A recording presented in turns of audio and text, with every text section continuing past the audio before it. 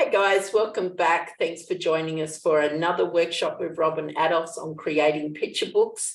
Today's course is all about storyboarding, and Robin's going to take us through that. If you missed today, where were you? Why were you not here? Because you've missed out on quite a lot. There's some stuff that's going to happen that I'm going to cut out of the video that you will miss and never see. No, we'll include everything. We will put this up on YouTube for you to enjoy later. So let's welcome author Robin Adolphs. We have a bit of a surprise for you today too. We have an extra bonus guest. We have Trevor Salter along, who is an illustrator who actually does storyboarding for a living. And welcome, Trevor. Glad to have you along. Glad to be here. So, Robin, I'm going to start sharing the screen now to show your PowerPoint. Okay. And yeah. So while we just, as an intro, Trevor has illustrated three of my books. No, 4, 5, 6, something like that. And he's also illustrating Chris's Sneezer's book. So we have worked with him intimately, and we know Trev and what a great illustrator he is. So his input today is probably, in terms of storyboarding, is really going to be valuable for everybody, which is why we asked him to come along, and he graciously accepted. All right, so storyboarding. Can I just firstly say how impressed I was with those stories that you wrote, and it's really hard to believe that you haven't been writing for ages. And I know that in those edits we did, we probably said a lot of things, but I just edited as though you were professional authors and tried to help as best we could. And I know that Charmaine and Chris did the same. So this is what you expect. And normally you wouldn't necessarily storyboard a picture book yet, because you'd probably run it through several times. You'd probably run it through editing process.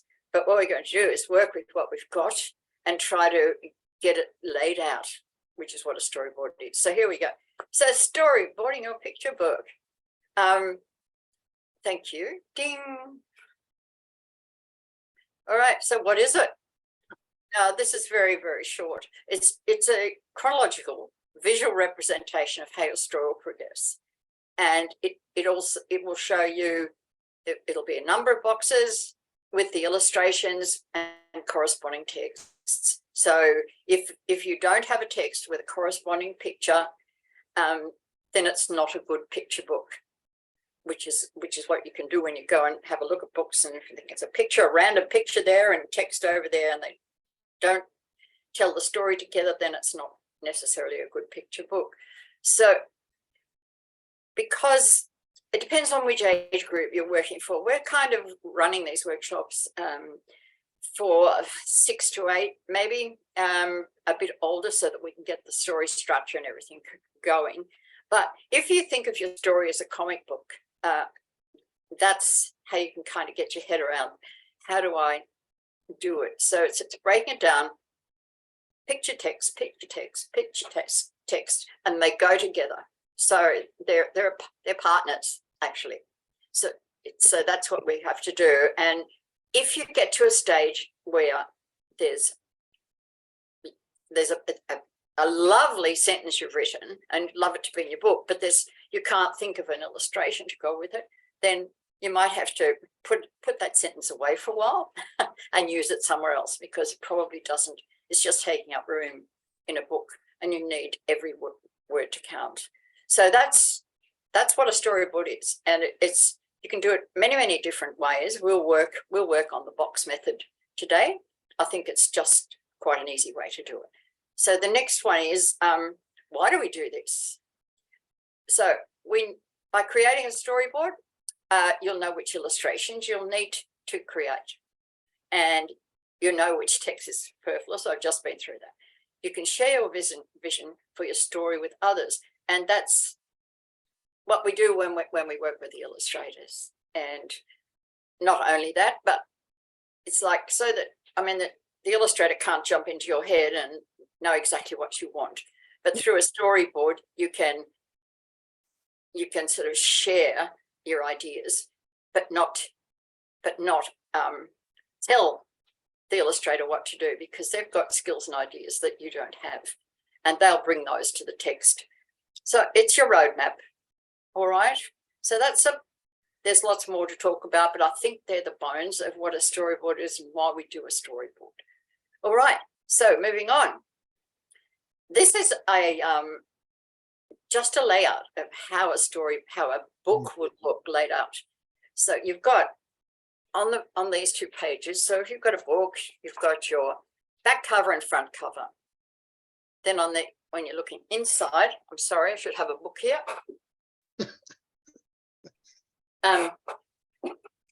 Then you've got that's those two pages, right? So opening it up, it's those two pages. And then the next two pages, when you open up, your blank and your title page. Okay. Copyright page comes next. And then some nice warm and fuzzy message there. So I just said, sometimes the smallest voices are the most powerful. I think I'm very clever creating that. Anyway, that was because it encapsulates what the story's about. Or you can do a dedication, or to my wonderful kids, or whatever. That's that page. So it's not until you get to page 4 that the story actually starts. Now this is where your laying out starts. It's depending on how you started. With this one, it was pretty easy. It was Danny lay in bed pretending to be asleep. Now, that was a standalone. That was a standalone sentence which needed its own picture. All right, and because it was powerful, because it told you who the character was, it hinted at something being wrong. Why was he pretending to be asleep? It's an immediate thing. It needed to be on its own. And then it moved on. But you don't have to do it that way. You can put a picture over here. You can put the text over here. So you can have a left page, right page layout, which is what we did with the pile up. We had the text on the left and the picture on the right. And often it depends on the amount of text and the power of the text, or you can have your double page spreads where something goes right across the page. If it's a kind of a panoramic question, and I'm trying to find one in this book, so you can have it going right, I don't know if you can see that, going right across the page. All right. So you can lay it out however you want to, really, but you don't have to have it.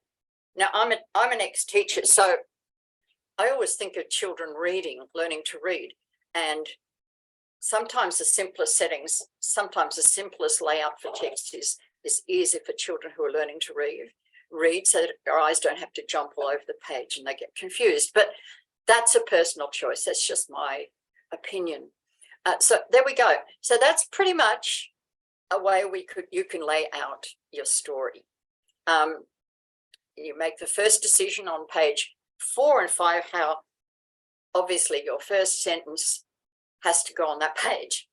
So you have to think, you probably can. I want you to be thinking, I want you to be multitasking right now. I want you to be thinking of your first sentence and how you would lay it out on that first page.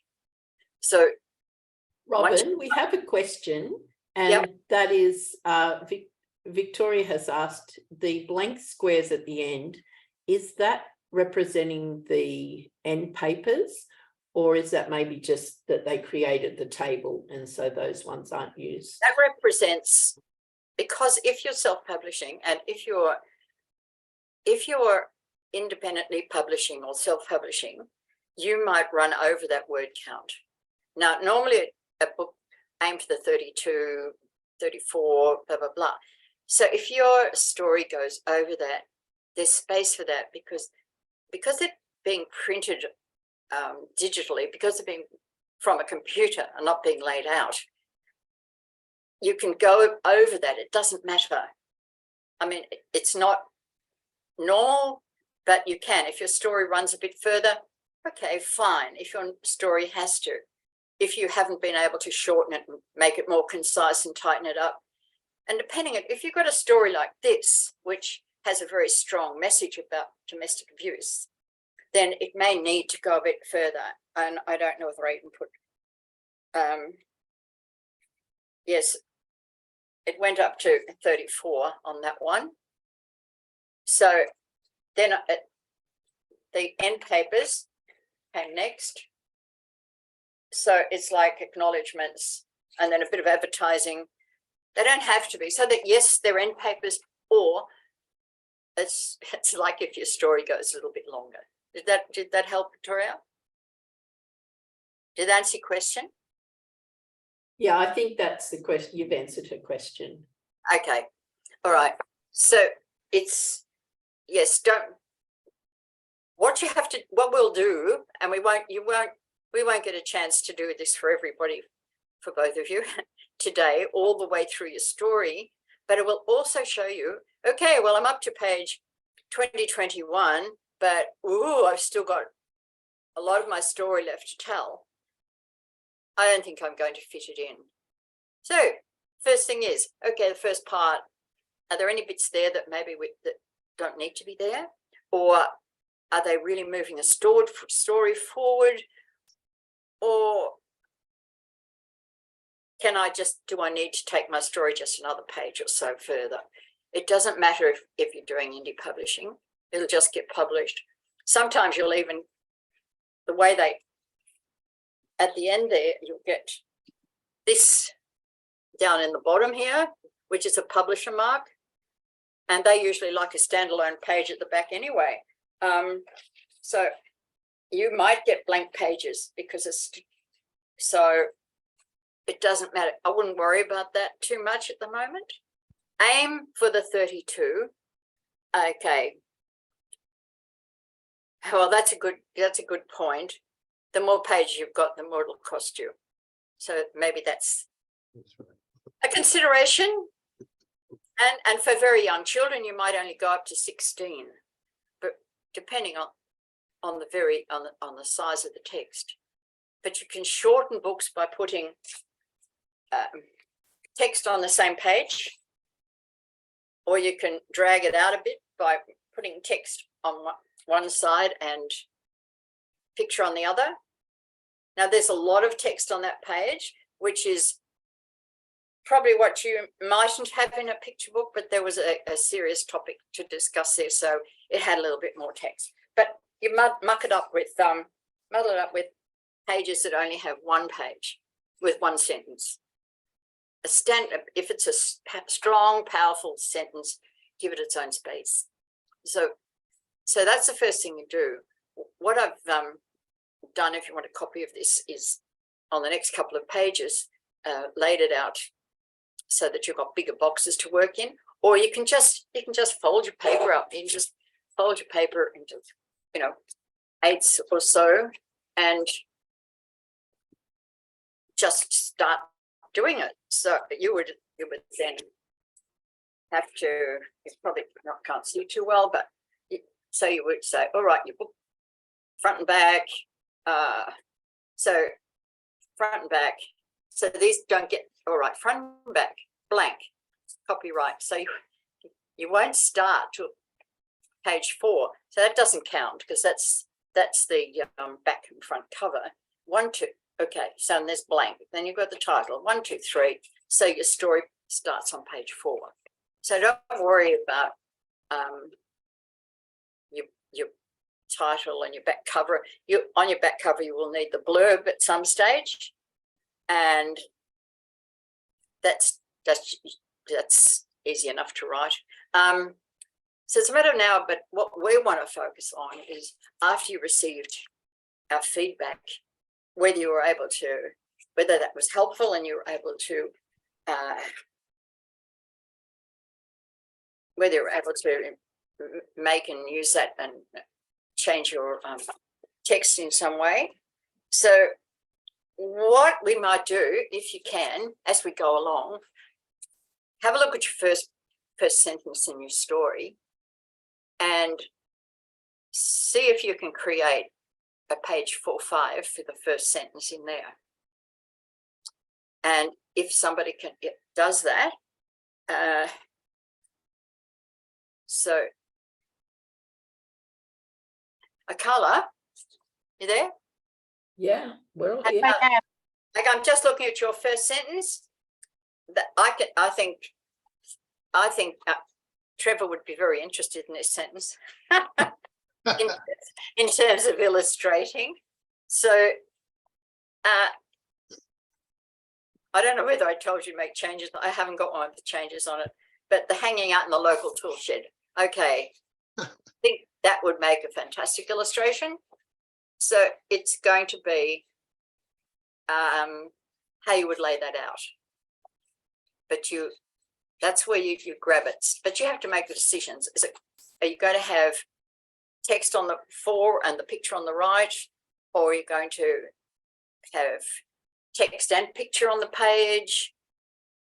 So it's a matter of decision making. It's a matter of just how you want to lay it out. And my books are not all the same. I use different techniques for different stories. This one only has left, right, but the illustrator there, that's a double page spread. But the illustrator, but all the text's always on the left, and the illustrator decided to put some funny little things down the bottom so that text page wasn't so blank, which is so like that. But this one has in the back, if you've got lots of end pages, that's got a digifind and stuff like that. So look, you can do anything you like, but this today is all about laying it out. So has anyone, while I've been gabbling on, has anyone managed to write down a 4-5 layout?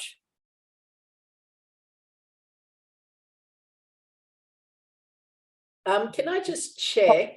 Page 4 is one page, isn't it? It's not a double page. Is that right? Oh no, 4 is on the left. So when you open up to the first page of your book, you have a double spread, yeah? No, not necessarily. That's not a double spread. That's 2 singles. Oh, so, sorry, I didn't mean that. I meant, yeah, because you have your title page can only be on one page. Sorry, I meant you've got 2 pages to play with for your first. The title page, correct? Yeah. The title page is really just the title repeated in the book. You've got on the cover. And then your first page you write on, you've got 2 pages to use. Is that right? Yes. Yeah. Trevor, I just got a question. As an illustrator, is there anything that you like to see people include for their first page? Like, is it always, does the character have to be there yet? Or do you like setting, or does setting come later? Do you have a preference? No, don't really have any preferences for that, depending on the story too. If you've got a certain character that's telling the story, that's in the story, you want to probably put that one on there pretty close to the beginning so the readers know who's who. But not really any preference. You can have a background where it eases into the story, or you could just have the main character there with nothing in the background. It makes no difference to me, because I've got to read it and go through it, and I see the whole story flow at that point, and then I work from the characters on and add characters or add backgrounds depending on what's written in the text. You want to promote what's most important on that page. So that's how I look at it, and then I start giving out sketches and see what works best, and the author will say, oh, that works, well, that doesn't work. Not really any preferences, but the more information the better, obviously, behind the story. That's important. That's good, Trev. Thank you. Now, instead of getting stuck here, you can keep just fiddling around with that while we're doing it. I want to keep going because we have some examples of storyboards, and I'd like you to see those because it might give you some ideas. And all this is there's a few pages here that are just big blanks.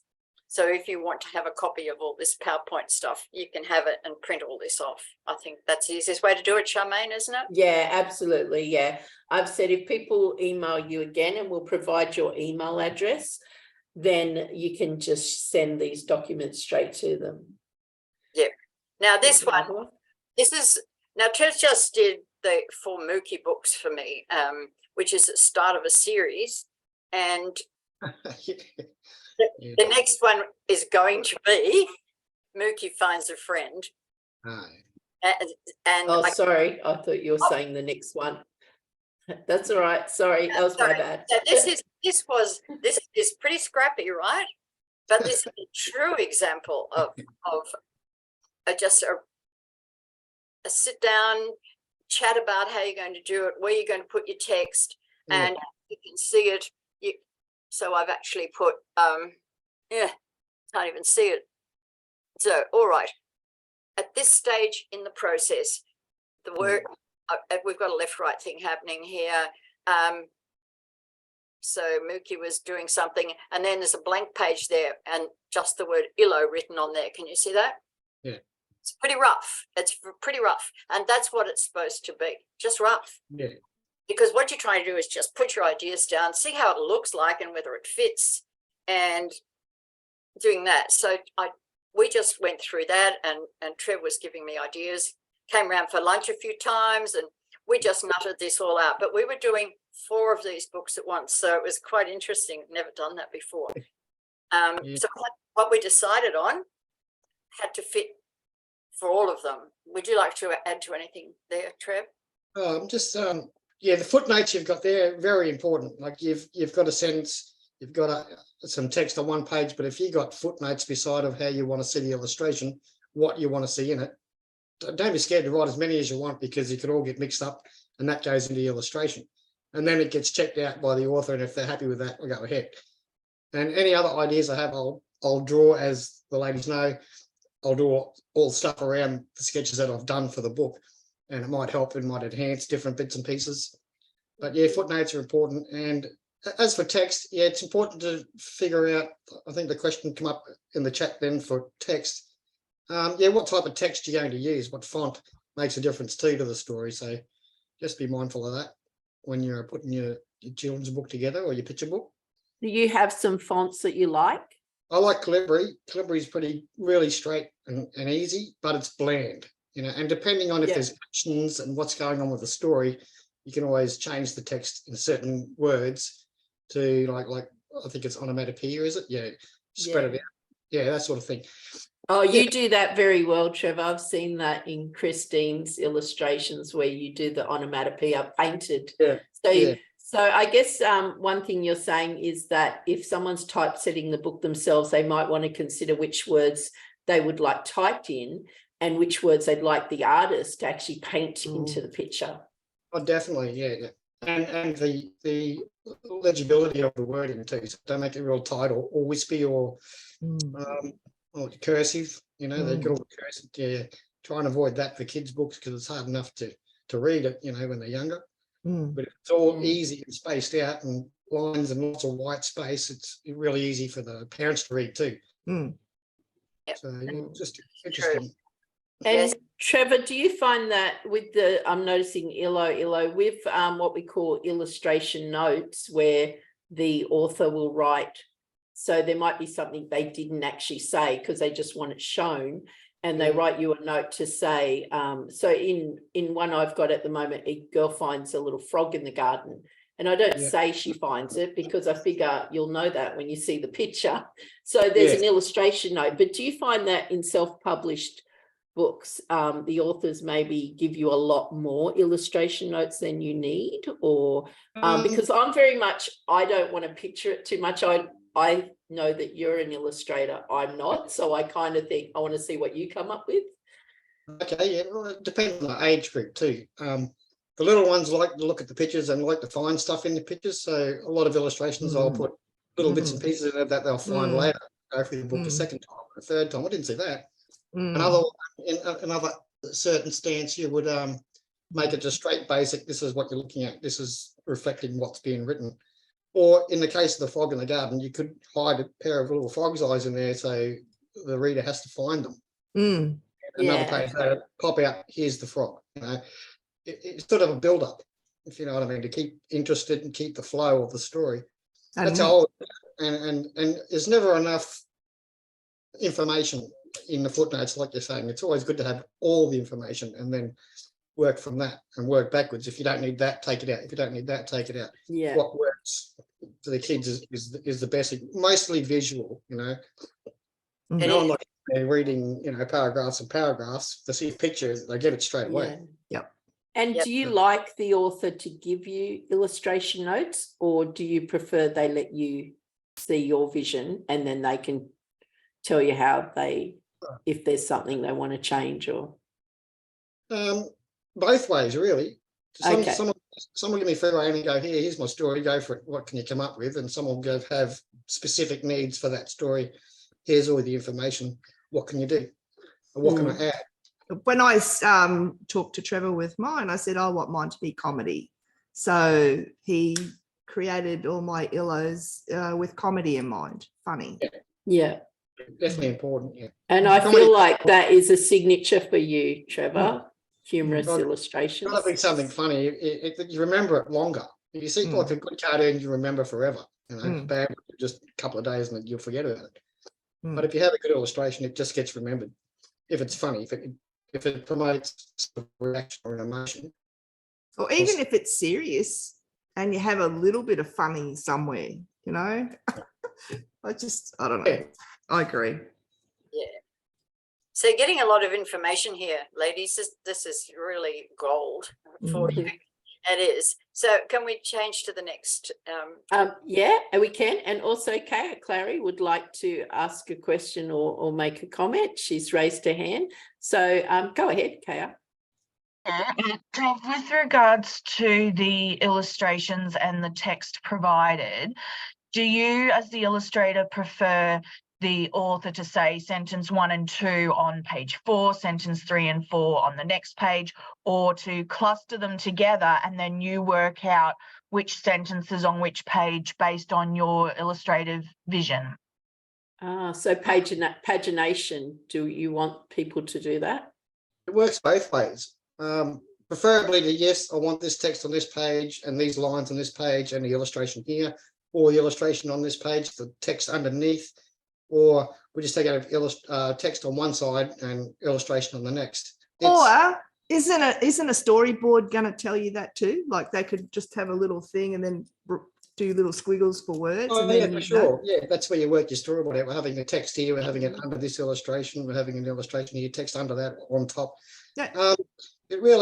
It's up to the author and the illustrator to work out how they want their text. I did receive some advice. Well, a few of us did who were in Zany Louise's workshop the other day, that if you're submitting to publishers, some publishers like pagination and some do not. So she suggested you create a pack for your picture book of the information. One version has a pagination, one does not, and just read the guidelines of the publisher to see which way they prefer it. So it's ready just to keep sending out. And the same with your cover letter and your profile, to have a bio that's a bit longer and a bio that's shorter, and just see what they request. So you just can instantly keep sending it out without recreating it. And you're talking about pagination in regards to the Excel, the Word document, correct? The Word document, just saying which lines are on which pages. Some publishers like you to do that, apparently, and some publishers do not like that because they will decide. So, really you're suggesting have both, have both ready to go. Websites and have a look at their submission guidelines, because if you do it the wrong way, then they'll just say, oh, phooey. And you just look at what they want if you're going to send it into a traditional publisher. Now, this screen you've got here, this is one that was done by Aaron Pocock for Pirates Don't Read, and you can see the difference between this one and the previous one, that we were further along in the process. So what we had done was about 10 coffees later, from time to time, and he said to me, well, what color hair do you think he would have? And it seems a simple thing, but I said, oh, I can sort of see him in my head with black hair. He said, oh, I'm seeing that too. But I knew what the message was supposed to be in this book, and it was to get children interested in reading. That was basically it. But I did that I said they have to be the grottiest characters, and so who would the most unlikely people to read would be. And I was actually challenged to write a book on pirates. So I had to come up with a different angle. And that's why I called it Pirates Don't Read, and with a twist at the end. And it was like, we all the way through, I just said, he's going to be sitting in different places, and had to do a lot of research because I'm not a boatie. And pirates, and they didn't call them rowboats in these days, and they called them ship's boats and stuff like this. But you have to get those basic facts right too. But in terms of, I must say, the layout with the illustrations and this storyboard was done mostly by the illustrator. I said, this needs to happen here. I want him here. I want him in a rowboat. A ship's boat. I want him under a cannon. I want him. And so he just did what I asked. And at the end there, he said to me, I think those last three words should be on the last page. And when I read it, I thought, well, it does increase attention. It's better. So you have to open-minded. But he came up with these incredible characters and then said to me, oh, do you think that cover's all right? Because you can see his belly button. And I said, sure, I think that'd be wonderful. So it's temperate, but this is another example of it before it gets to the color stage. But it's getting closer and closer to the final layout, if you like. And so he's a bit like you in that sense. Trev likes to put little things in the Yeah, it makes it more interesting. Yeah. So this is really good. It really shows you exactly what it's going to look like. Like, it's okay seeing the storyboard before, but seeing it like this really lets you. You've read Pirates, have you? Yeah, I've got it. Yep, and it looks very much like that. So this is nearly a final stage one, and you can see how, if you're looking at where the text is, there's a we're having a little connection problem for Robin. Spread up there on page 5 and 6. Sorry? Oh, we just had a little connection problem there for you. You sounded like a xylophone. So you were saying something about pages 5 and 6?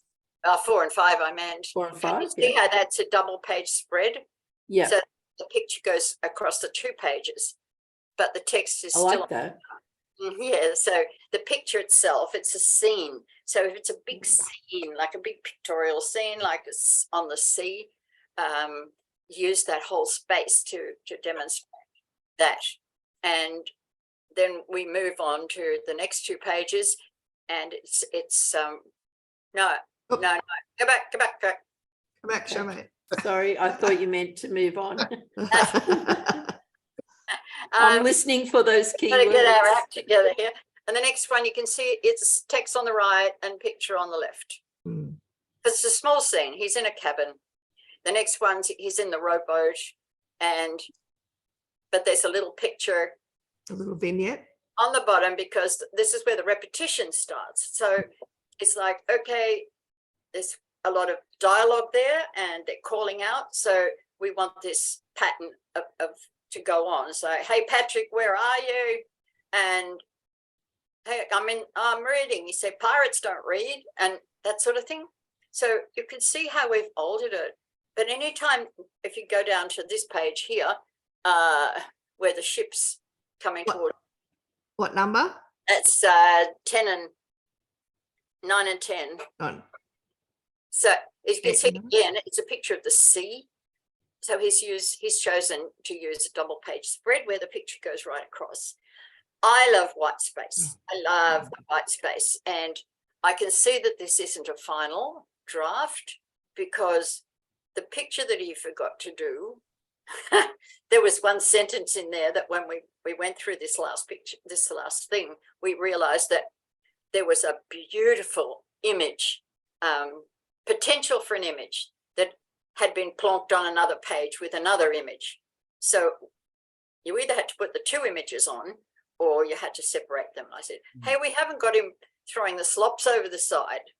He said, oh, I haven't. So he sat there and just went scribble, scribble, scribble on a serviette. And I said, how did you do that? And it's one of my favorite things in the whole book.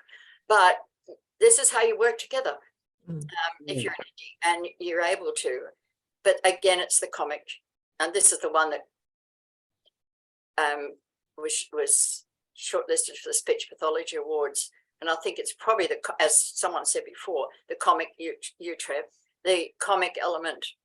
And I wouldn't have seen myself as a comic writer, but obviously you can do things.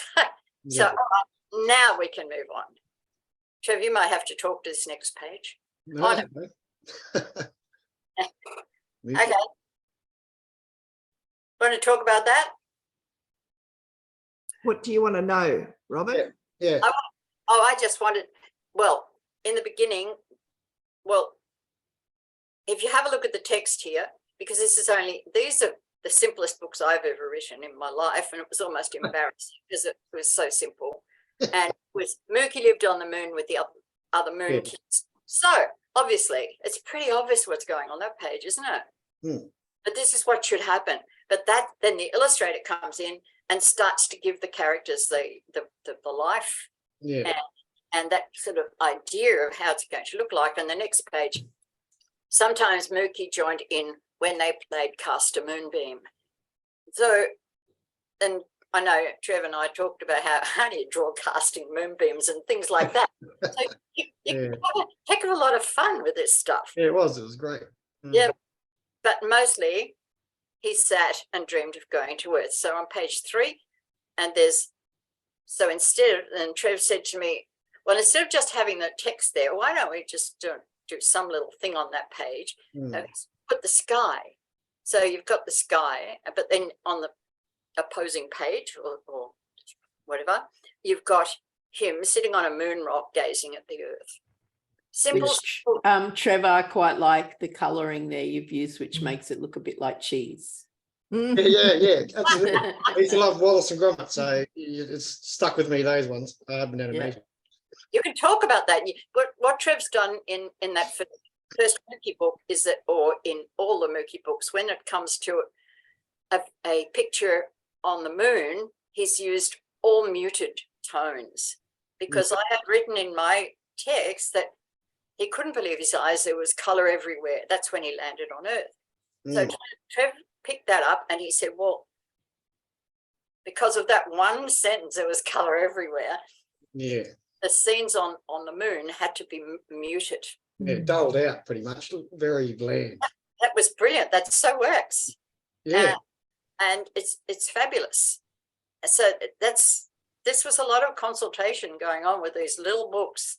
And so, all right, so that's just showing you how you can do it. And then with consultation about what colour he was going to be, and oh my goodness. So, a few different colours, didn't we? A few.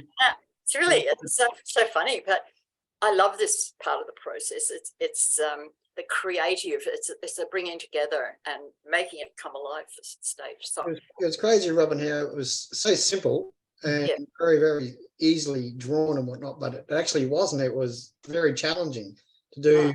It's like a full-blown artist trying to do a stickman figure and make it look good. You know, never got to stop scratching at it because it's never going to be good enough.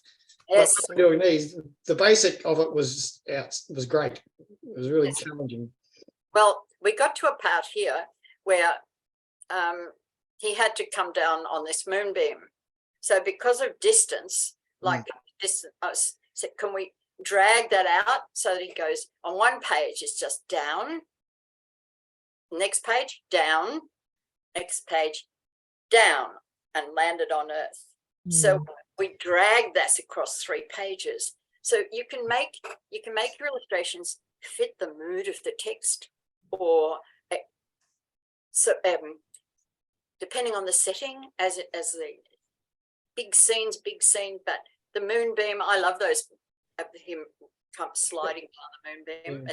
It's just kind of really works. It just works. Yeah. So how far have we gone to page 12? We ended up with these little books being much bigger in terms of pages than I thought we would, but it's because we chose to stretch them out. And I mean, they're great reads for people at nighttime because they take about 2 minutes to read, and that's great for tired parents. It's imaginative. So this is part of how the process was going. And there were changes made along the way too, and it was just decision making and laying it out. But because this was a simple text, it wasn't hard to put the text on the pages. It followed a bit of a pattern in that case. So look at your own text and say, do I want my text all running along the bottom as well? So there's those decisions to be made too, instead of not just left, right, or double page or anything, but it's positioning of text. You want it up there or down there. Yeah. If you've got two different scenes on the one page, you might choose to put, if you've got someone hopping and skipping, you might want the text about hopping and skipping going underneath that picture, but under that you might have a little vignette of them falling flat on their face, so you'd put the text of that under there so that they actually go right together. Yeah, that makes sense? Yep. Okay, so next one, please. Oh, here we go. Now we're getting pretty much finished stages. This is book 2 is Mookie Discovers Rain. And so we've got, so what Trev wanted to do was fancy up the text page a bit. So he's got little plops of rain on there, and he's got little puddles of water under the text. But the main picture on those double pages, sorry, on those 2 pages, is on the right-hand side. Yeah. But where the text is, he's still done little sketchy things so that it wasn't quite so blank. But you don't have to do that if it's just a personal choice. That's something we decided together. This actually, that one at the end of that last one on the first line actually goes with a picture, first picture on the middle line. And it kind of fitted, and I quite like this discovery. That's not the end of the book, by the way. No. This is just the beginning. But that is showing you how you can go from one sort of little sketchy thing to that, and the decisions, but all the decisions you make about placement, and it's all to do with the text, and it's all to do with how what the text's not saying and what the picture is saying. Yeah. And what the picture is saying here is how he's feeling. And he laughed. It felt tickly. He tried to catch rain, but it dribbled through his fingers. So, but the look on his face, there was no need for me to say, he was happy and his heart was filled with joy. But the picture shows it. Yeah. And emotions and scenes are the big things, really. So that's getting to the end stage, but that's an end stage one. So it starts off with the scrappy bits of paper, and you move through and seeing how it works or not. And in between all of that, you're picking up the bits that you really don't need. And you'll find a lovely sentence, but it just doesn't have a picture. So you can ask yourself, if I read my text without that sentence, does it make a difference to the text?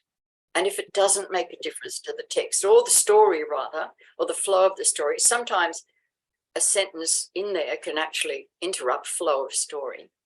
For children, it's just keeping it tight. Robin, do you find that sometimes once the illustrators provided the images, that you sometimes look at your text and think, well, I don't actually have to say that now, you can see it? That's right. Yep, absolutely. Oh, yes. But the decisions we made about the second book, which is where he builds a house, Yeah, that nearly sent us both to the funny farm. yeah, that was challenging to write that one. So, and I think I was instructed to change some text in that book. All the pebbles around, that was crazy. Uh, But it but worked. it's all done amicably, and it's all done in good faith, and nobody gets upset. Nobody gets precious about having you can see if there's a picture that really, really works and it doesn't quite match your text, then maybe the easy option is just to change the text a wee bit. It doesn't have to be huge. And then I said, oh, plopped, I wanted those kind of words, wanted that big plop. And so things like that, and we discussed whether he wore gloves and so yeah, so that's why I like indie publishing, because you can be so involved without being too interfering. But at the end of the day, I mean, it's your story. However, it needs to be brought to life. Yeah. And so we've created this character, and we have the 4 books now, yet to be launched. Oh God, there's another job. And then the next one, Mookie finds a friend. So we'll keep going with this little series, because so shall I just skip past this one? That's good, because this is just showing you how we're getting to the illustration side now rather than the storyboard. But in the first sketches here, our first ones, the river was this bright royal blue, and I thought, oh, I don't think I like that very much, because it didn't look natural enough. It was too bright. And then there was a problem of him being blue and having to see him under the water when he was blue. And so anyway, that's given me another idea for another story about when he has to hide. So where would he hide? Or maybe in the water, you know, who knows? So you keep getting these funny little ideas as you go along. But the picture, you need to be sequentializing it. That's not even a word, as you go along, so that your story's moving and the picture's moving with the story all the time. Yeah. So that one's just to show you how we had to change the color. Yeah. Really. And that was getting towards the end of it. And that's when he tried to cross the river, but he couldn't swim. And then it was a matter of, oh my goodness, how are we going to not traumatize everyone by thinking that he's going to drown and all that sort of thing. So the things that go through your head are crazy. We only have 10 minutes, no, 30 left. We might have to 30 left, so we want to sort of get on to giving people something to do. But I don't think we'll talk about every slide here. We'll just through some. But I do have a question for Trevor. Trevor, what is your favourite medium for picture books? Like, do you prefer to draw on paper? Do you prefer using digital art? How do you prefer to do your art? Oh, absolutely on paper. Straight away with pencil.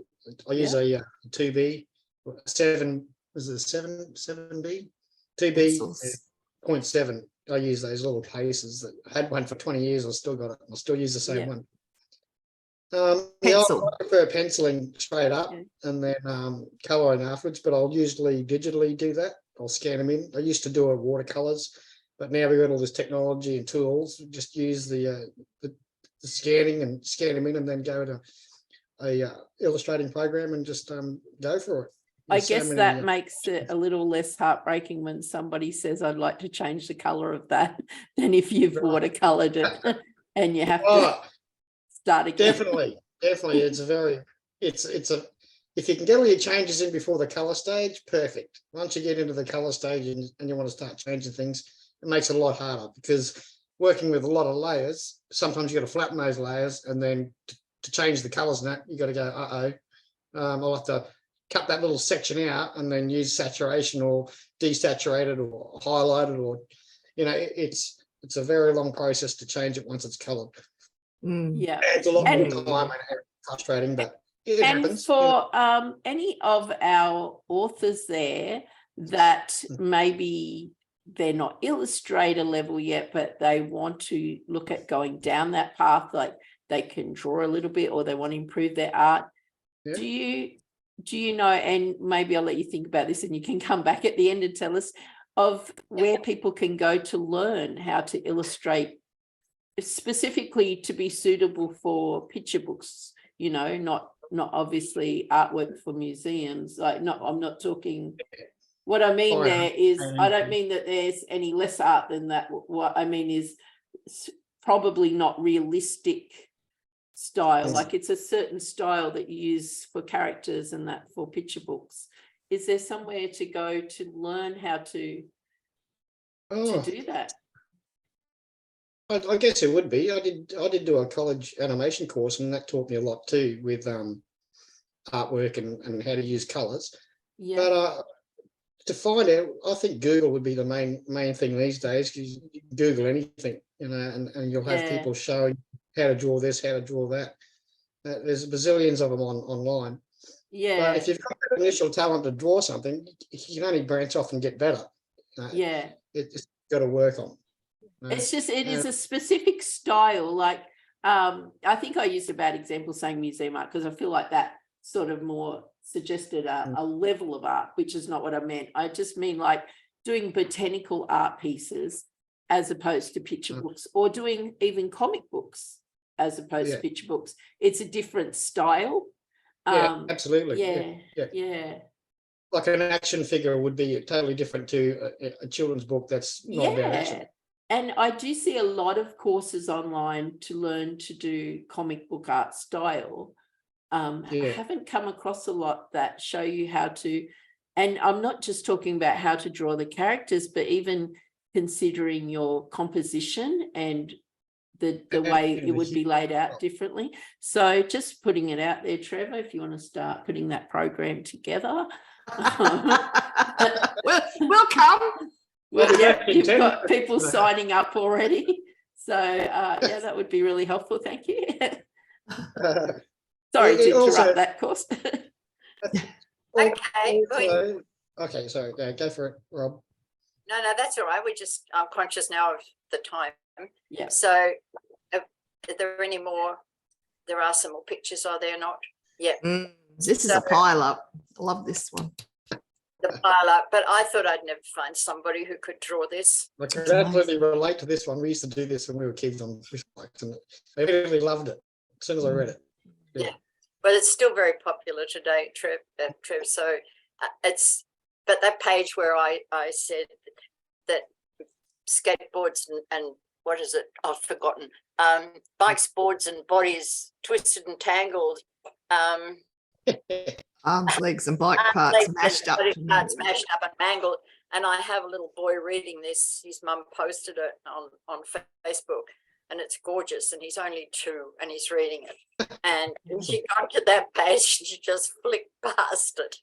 Actually, Robin, that's a really good. That actual little 2 sentences there is good for people to see how you can put the BBBs, the alliteration, the BBBs together, the TT and the twisted tangled, and then just the little grouping underneath it, and then mashed up and mangled. I love that. I just love it. Scottish people love that. So anyway, that was great fun doing that, but that was just one of the early ones. So it was left, right, right, verse, so just like that. Very simple, but just as effective, and did a great job on that. So is that the last one? Is that the last one, Charmaine? Oh no. Okay. Now who'd like to share their storyboard? Well, I don't think any of us have done it yet. Has anyone done a first page? Just a layout page. This one is also done by Trevor. So this is from Can You Keep a Secret? And you see the letters on their shirts. So at the end, there's another character. And when they stand together, it says scary. So, but it's the most unscary book. Also, is that a coconut? Oh my God, that is so cute. It's not a coconut, it's a dog. It's got a lead, yeah. That was Trev's idea. Yeah, it wasn't after, wasn't it? He just put him in there. Oh, there's a tail. Look at the tail hanging out from the side of the rock. I love that. Yeah, and there's a Sorry, drooping. I thought we were- Yeah, I so love that. And the teddy bear. Oh my gosh. oh yeah. That's so cute. His name's Scary. His name's Chomp. She's Aurora. Oh God, what's his name? Ruffle or something like that. Holy dooly, I've forgotten. And the last So- ones, but they all had their own little personalities. But So what It do you was- suggest we do to get started, Robin? What should we do? I suggest we get onto this storyboard Yep. So So- what should we do to start? because we have edited them once. It's not the beginning. That's the beginning of editing. So the second draft is normally not where you'd start your storyboarding. It's like it's tightening and tightening and tightening it, and for you to try to see pictures that fit the sentences and how many sentences fit together and how many sentences are going on a page. Will they tell a story, or could those words be shown in the picture? And if they could be shown in the picture, just Mm. put them in the illustrator notes. Because they need to know that if you want something in the story but not in the text, then you need to tell your illustrator that. I just did my first page, the Tiny Mermaid one that you did on the first week, and I found that writing it down in the storyboard that there was a whole sentence, a big sentence, maybe 15 words that I just chopped out. And it didn't make need a difference to the flow of the story, did it? No, not at all. But this is Not at so all. hard to do, and I wrote my first picture books that were over 1,000 words and had to learn to chop. And it's very hard to do sometimes because in themselves those sentences are quite lovely and they're quite melodic and all that thing. But you've got to remember that your audience. So the first thing to do is get properly edited, get it as best as it can be, and do a storyboard for it so that you can identify the bits where you want shown in the picture. And each book should have a subtext that's running through there that is the message that you're giving without actually saying. And so it could be just something as simple as families having fun together, which is what it is in yesterday I played in the rain, and so they're all just enjoying the same activity together. So it's all about families having fun together. It can be as simple as that, but every book you mightn't know it yet, but your book, your story will have a subtext, and it mightn't identify itself until later. I think, oh yeah, this is about friendship, this is about love, this is about caring, this is about helping other people. It will come out. But you want that shown, and if you don't want to write in the text, then it has to be shown in the picture. And I think when I edited somebody's, and it might have been one of yours or someone for QWC, I said, it was from QWC. It was about this person had a point to make. He had a very deep and meaningful subplot thing.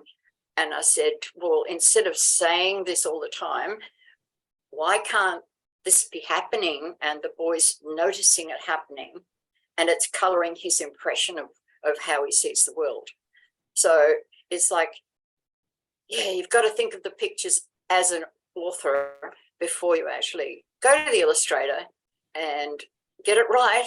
Because if you have, I think Trevor and I had this with this one, I think I changed it after he'd already finished it. I don't think I pressed it much, but never mind, we're still mates. So done more since then. So Robin, you'd like us to try and storyboard our first two pages, is that correct? I would love you to, and if anyone would Awesome. share it, I'd love that. Try and do that. I can hold mine up. It's not very good, but No, it doesn't have to be good. There's no such thing as good or bad or whatever. It's a matter of, I can't read that. yeah, that's what I thought. You I read don't it. know how we're going to do it. When you tell us, Right page. Just explain what you've Okay, done. so page 4 and 5, it's just the words on the left-hand side. Tiny Aquila was a mer girl the size of a prawn. Her clan lived in a billabong in outback Australia, but she was lonely. And on the other side is just the lilies, her dull tail of the burrowing frog, the snake-necked turtle, and a barramundi in the water with her. There may be some other mer with their heads popping out of the water because they're all making fun of her. All right. Would anyone like to make any comment on that as a front page text?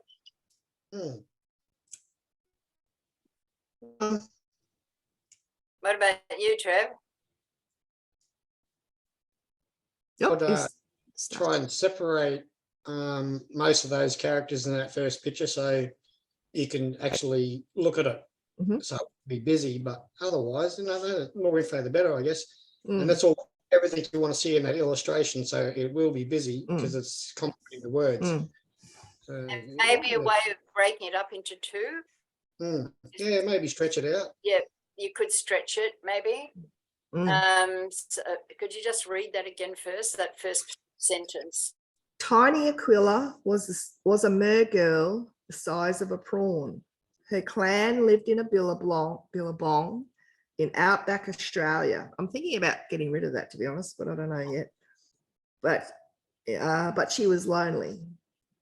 Well, yeah, I would say that's too much information for one page. So get rid of the outback Australia thing, or? Well, you could have in the picture, I suppose, you could have a lot of people around her, but how do they know it's the clan unless it's maybe got in the picture, there's a sign that says such and such a clan, or painted on a rock cave or something. I don't know. I'd actually deleted it because I thought it just didn't move the story along. I'd actually delete it and then I put it back in, and then I deleted it and then I put it back in. So I think I might just delete it. So Chris, is that the first page? First page of the story. Yeah. I would isolate the main character, and then the next picture I would have her lonely, but have the clan in the billabong, if you know what I mean. Oh yeah, yeah. So the second page is the other mer teased her about her dull, listless tail, while theirs were the colour of rainbows. So yeah, gotcha. I'd incorporate that in 2 pictures. Yeah, so that's actually over 2 pages. So yeah, okay, You all right. didn't have to say the colours of rainbows. No, that's true. Yeah, you're right. Yeah. And somebody just made a comment down there in the chat about getting rid of Tiny. Because they say she's the size of a prawn. Oh, So yeah, true. Yeah. these are the little things. So nobody needs to get sort of offended or upset. No. These are all comments made just to help. And they're not obvious until somebody says, oh, you don't really need that because it goes into the picture or something like that. Or it interrupts the flow. That's another thing. Yeah. But but on the other hand, if it's something unfamiliar to children and underwater and stuff, that's a world they don't really know. They need to add some information if you think they're not going to understand. I think they will. A mermaid sitting on a lily, everybody will understand that. They'll understand that. That's a beautiful picture. Yeah. But thank you, Chris. That's right. Anybody else? I just say, just sketching mine out, like you wouldn't even know what I've sketched because it's pretty gross, but just sketching mine out, I have realized that my text that I had over page 4, 5, and then 6, 7, I think I would put all onto 4, 5 now, because otherwise, so what I had was Ellie's new backyard is small. There are long weeds and 1 tall palm tree. I had just that on the first spread. And then the second 2 pages I had, there's no flowers, she grumps. And this is her not being happy with the new place. And I've got, Dad saying, maybe roses, Dad pulls weeds, or daffodils, Mum starts a mower. Now, then they find the frog. So I realize now that I might even be able to condense what's been said there. But if I don't put them on the first 2 pages, basically the first page is just a bare backyard. That's fine. That's I the think page. that's fine, quite frankly, if it's a bare backyard without, because if it's a picture with weeds and nothing growing there and her looking grumpy, well, we all know that's something. You probably don't have to spell it But out. I feel like, you know, she could be looking grumpy on the first page, so on the first 2 pages, rather than wait to the next page. So if I'm just getting across that she doesn't like the art, that can probably be done on that one spread, which will save me later space to have a page turn. So that This is the whole thing. and I think it's a great exercise. I see here Kaya Clary has also said, even after the editing, now doing the storyboarding, I'm seeing dialogue that can be cut and put into speech bubbles for the character. Right. Also, Charmaine, the colour that you would choose for that garden, you would make it bland as to make it justify how yuck it is for her. Yeah. Yes. Which tells that it tells that part of the story through image. Yeah. Yes, and if you're just seeing a small backyard, you can have broken fences down. I can see it. I can see weeds. I don't know whether you even need to say it because the picture is so graphic. And I want some flowers or whatever text was. Everyone will see that without you having to say, because so instead of saying there are long weeds and one tall palm tree, I don't need that line, because it'll show the backyard. It'll just be Ellie's new backyard is small, there's no flowers, she grumps. And that's it that way, because the whole idea is at the end they've planted all these things for the frog they find, and then they've got a beautiful backyard full of like native species, and it's about encouraging families to build, you know, species friendly gardens in sort of inner city areas and so forth. So it's getting your head around the fact that you don't have to describe things because the illustrator can do that. But if there's a word you want, I know in my Sylvia's Itch, I did like you, Chris, I said that she lived with her family in the rainforest, blah, blah, blah, because I was aware that kids mightn't understand that context. So you have to make a decision in those cases, whether you leave the language in or take it out. How do we make it look like Australia? I'm sure Trevor could do it. You can also koala in the tree. take those out and just put footnotes when you're talking to the illustrator. This is what you want to see in that picture. Palm tree, blah, blah, blah. But you haven't written that. In your footnotes, this is what you want to see in it. And that way, if you're trying to teach them something in terms of language, then you would leave some of it in. So you might want words. So in my grandpa's gold, I wanted them to know about dried up creek beds, and I wanted them to know about stand of young saplings and things like that. So I had to put some of that stuff in because the language that was associated with it was specific. And so it's like, this is the whole process. It's not short. It's not like kids think you write your story and that's it, boom. It's not like that. It's quite a long drawn out process, but at the end of it, your story is as good as it can be. And then you have to decide, oh, that's it, forget it. Now that's all, I'm not doing anymore, because you can get sort of almost addicted to editing your story. That's right. I do love any time I can cut words. It's like my favorite thing of story writing is what can I cut out? You can cut some out there. Yeah. So has somebody else got has somebody said something on this chat room there? Kaya Clary did, but I have already shared that she's found doing this exercise has helped her see some things that could be changing in the story that don't need to be in the text but could be in speech bubbles. And is anyone else scribbling on some paper or on their iPad now, giving it a go? Just give us your feedback. Are you trying it?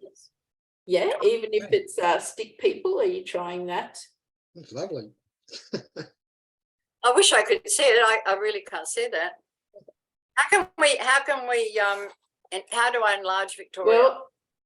Well, Oh, on the Go screen. up to the top right. You'll Top have to right. talk, won't you? I can.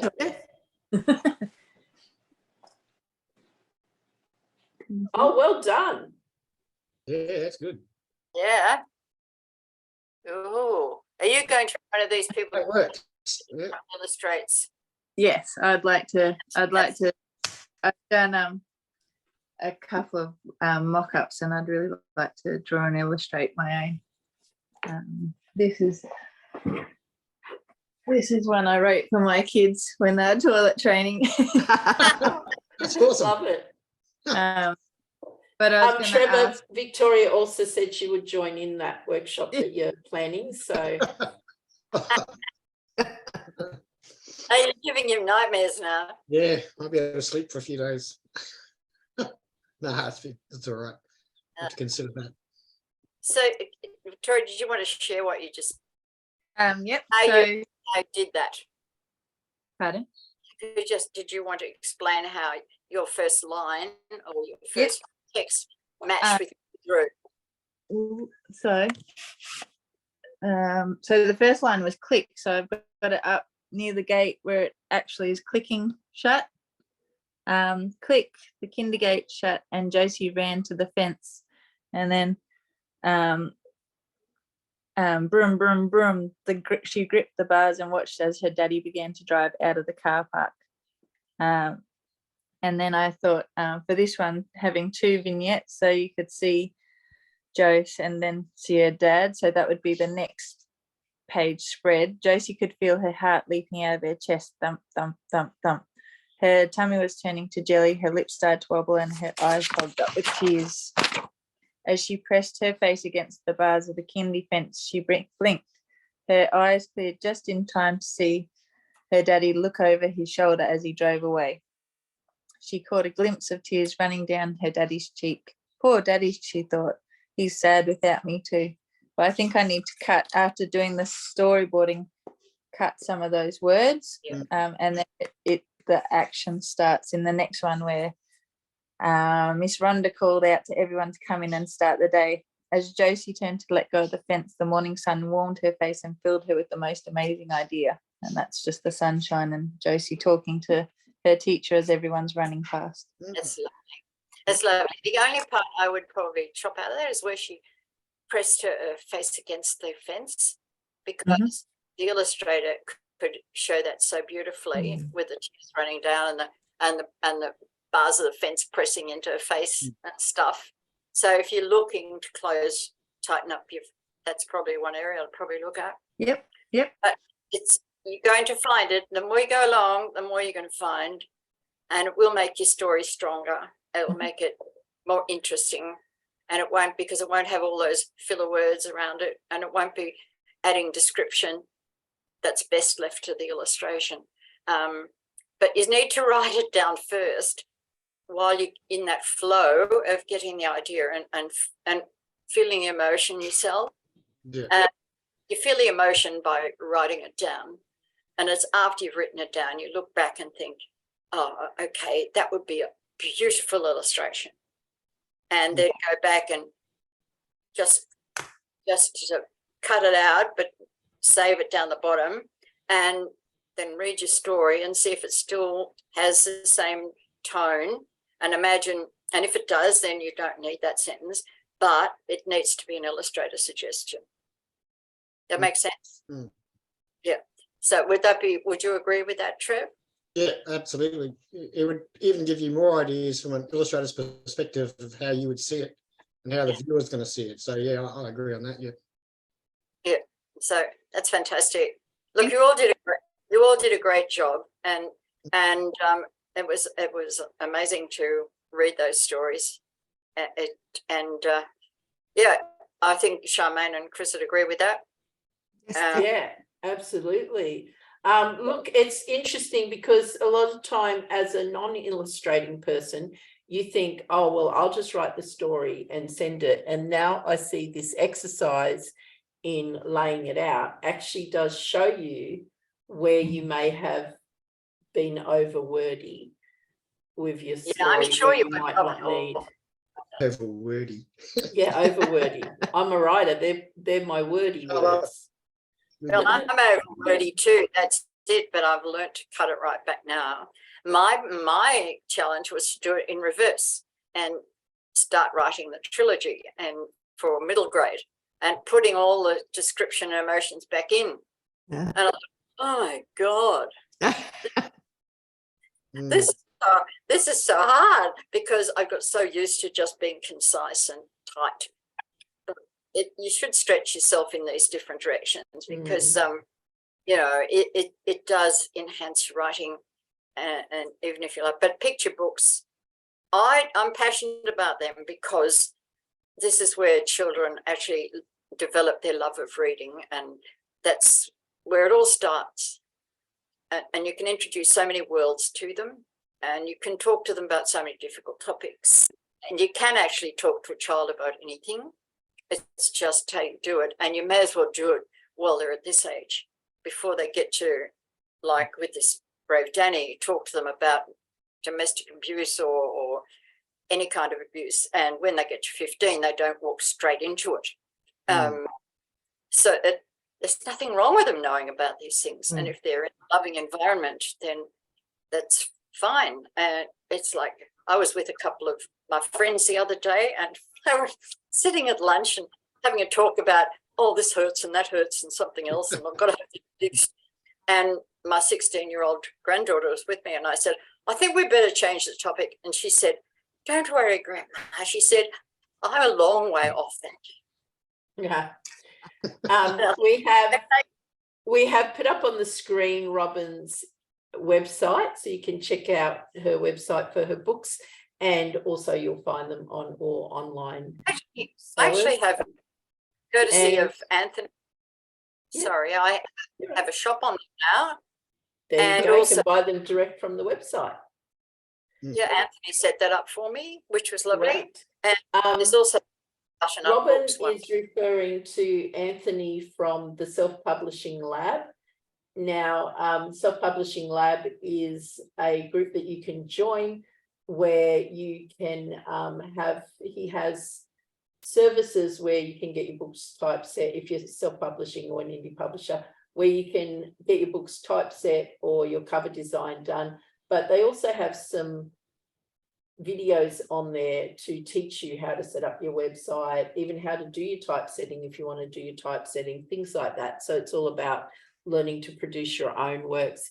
They've also moved now to, just a little plug for them, HubBoss. So if you find that you have grown a little bit further, our Rainforest Writing Retreat uses HubBoss. It hosts all our websites, but also our newsletters in one spot. So we're not getting different programs and paying different people. It's all in the one spot.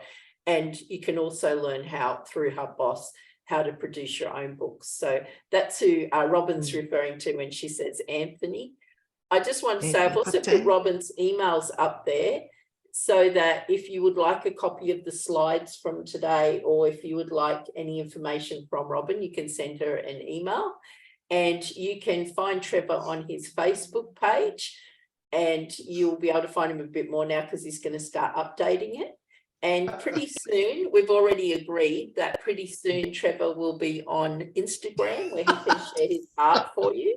So if you keep an eye out for Blah Art, I dare say Trevor will probably set up that page today so that you can follow him straight away. And we'll keep an eye out with Trevor, and we might have a talk to him too about how to set up a course where you can learn to do picture book art. I think we've all agreed that Trevor is also doing that as well. So I think get in line, you lot. it would be great to learn a little bit more about, especially for people starting out or people who are a little bit arty but would like to know more about how to actually draw for picture books. I think that'd be a great course to have. And just a little plug for the Rainforest Writing Retreat. We do a retreat every year, once a year, for writers. We take up to 70 writers up to the rainforest, and we have lots of workshops on this year we have a little theme each year. We have generic courses on character structure, editing, things like that, but we always have a bit of a theme as well. This year we have the theme of romance. We are having the Romance Writers Retreat, and that is June 23rd to 25th. It's pretty much full. Like, we'd have to pull up a spare chair now to get you in there anyway. But next year, which is probably more relevant, we will have the Writing for Children and Young Adults. So we will have picture book courses, we'll have people about writing chapter books, and there'll be a lot there for our people who like to write for young people. So if you'd like to check out more, check out the Rainforest Writing Retreats website, just that.com, or check out our Facebook page. You can send Chris and I messages about that. We're always happy to answer any questions. And I'd like to say, because I think we'll wind up the video, you can hang around and keep chatting if you like, but we'll wind up the recording now. And I just want to say a big thank you to Robin for sharing all her experience and all that information for us about storyboarding. And also a huge thank you to Trevor for coming along today. I know he's been given a fair bit of homework. And yeah, thanks for joining us, Trevor. We learned a lot from you today, and it was great having you both. So yeah, thanks a lot. Thanks, guys at home, for joining us. And we hope to see you at our next workshop.